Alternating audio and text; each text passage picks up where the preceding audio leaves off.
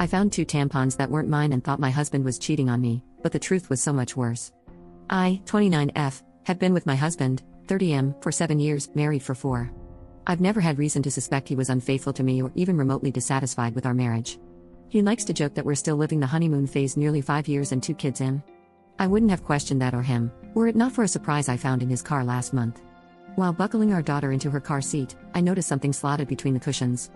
I pulled it out and saw that it was a tampon. This wouldn't have been so unusual had I not had an IUD that has stopped my period for the past year, and I didn't even recognize the wrapper style. I brought it to my husband's attention, and he didn't seem to understand what it was, let alone why I was holding it, until I told him where I'd found it and why I was almost certain it wasn't mine. He shrugged and said it probably belonged to his coworker, Fiona. It's not uncommon for my husband to carpool to lunch with his coworkers, and we're both fairly close to Fiona and her husband, so I figured it was entirely possible the tampon had slipped out of her purse whenever he had driven with them or offered her a ride. No big deal. I put it out of my mind until we had dinner with Fiona and her husband a couple of weeks later.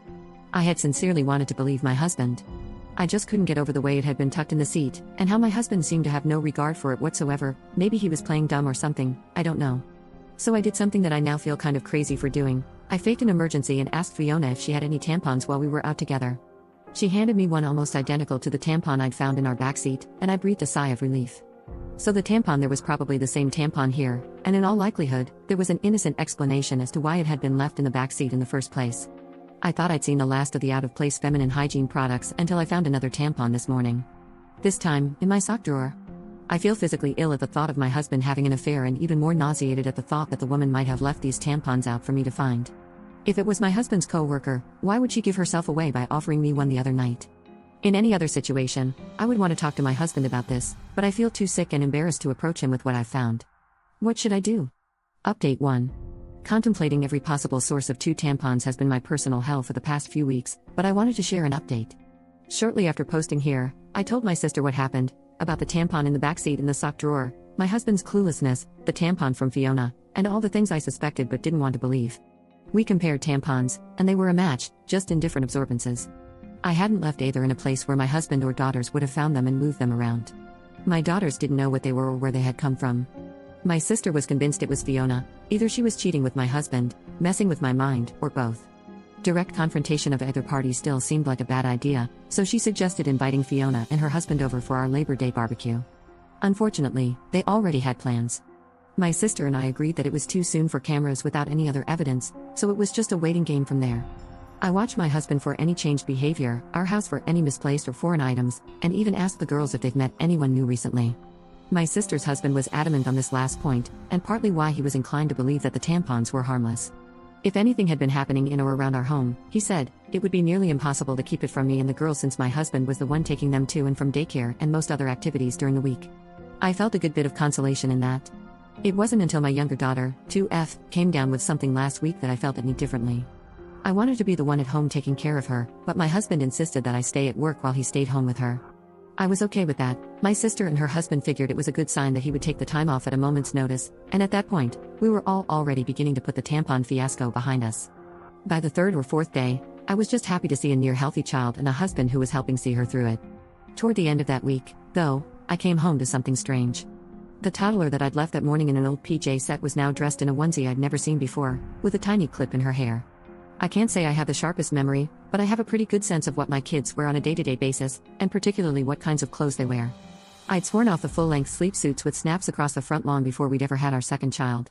It's just not something I would dress her in, and my husband knows as much. He doesn't plan for or buy the girls' clothes, and he certainly doesn't accessorize them, so I was bewildered. And kind of floored at the thought of someone around our sick child without my knowledge. I didn't think twice. I went straight to my husband to ask if anyone had been over to see him or the girls. He seemed confused, as before, and asked me why I would think that because according to him, it had just been him and the kids all day. I asked him again if someone had so much as stopped by to say hello, and he denied it. He told me to calm down. I might have lashed out and come forward with the accusations right then and there, but our older daughter was in the room, and she sensed something was up. In a calmer voice, I asked him a third time if anyone had been around our children, and my husband swore that the girls hadn't been around anyone but him. He also denied buying new clothes or doing anyone's hair. With our daughter in the room and my emotions all over the place, I decided to leave it. I couldn't make sense of it then, and it hardly seems clearer now, after I've driven myself half crazy with explanations that aren't adding up. Update 2. After nearly losing my mind over a hair clip and a onesie, I realized I wasn't getting anywhere with the accusations and half-baked guesswork. I had become so absorbed in the paranoia and misery of my situation that I wasn't sleeping, eating, or caring for my kids the way I should have been. I wasn't getting any answers. So, I decided to pull the trigger on the hidden cameras and have them shipped to my sister's house, with her husband agreeing to help with the setup. However, before the cameras were delivered, I finally got my long-awaited confirmation last week. A ring notification alerted me to motion at the front door while I was at work. Half expecting to see a delivery person, pet, or lawn care salesman for the 15th time, you can imagine my surprise when I saw a clip of a young woman leading my daughter into the house hand in hand, with my husband and the other daughter close behind them. The girls were supposed to be in daycare, and my husband was supposed to be at work. The woman, as far as I knew, was living 2 states away with a court order keeping her there. I immediately called my husband to ask him what the frick was this woman was doing in our house. He didn't answer, so I texted it to him. Even in his stupidity, he probably realized he had messed up by going through the front door, knew I had gotten the ring notification, and wanted to delay the inevitable. By the 5th or 6th subsequent call, though, he did pick up. The woman on the camera was my husband's sister. As I would come to find out later, she was the likely source of both tampons, the onesie, and the bow. She is also a registered sex offender and a recovering addict, who spent the better part of her adolescence and young adulthood coercing the silence of another one of my husband's family members after she did things to them. I hadn't seen or heard from her in years, and from the way my husband talked about her, I didn't expect I ever would. But here she was, in our house, with our children. Suffice it to say, I was livid. It wasn't an affair at all, and still, somehow, infinitely more disgusting knowing who it was and why all of this had been happening. Apparently, my sister-in-law, fresh off another stint in rehab, had wanted to reconnect and make amends with people she'd hurt, and my husband was high on that list. My husband didn't want me to know, or, worse, try to keep our children away from her, so they'd been meeting in secret, often at our house when I was at work. They would enter through the garage, in my husband's car, so the ring camera at the front door wouldn't tip me off. She spent the night on a weekend I had been on a business trip and slept in our bed.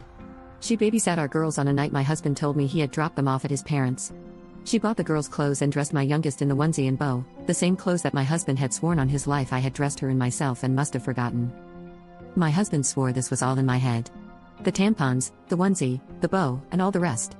He was perfectly content to watch me agonize for weeks over a woman he insisted didn't exist, shrugging off each progressively more unsettling discovery like it was news to him and telling me I was being irrational. He insinuated that I was experiencing postpartum depression, 2 years after I'd given birth, 4 years after I'd told him that one of my biggest fears for motherhood was to suffer PPD like my mother had with me, to not be fully present for our babies, and be left with a world of guilt and regret as they grew older. He told me I wasn't sleeping enough, that I missed the girls too much, that I needed to take a step back and reevaluate the state of my mental health. I gave him the benefit of the doubt because he was my husband and because no other version of events made sense.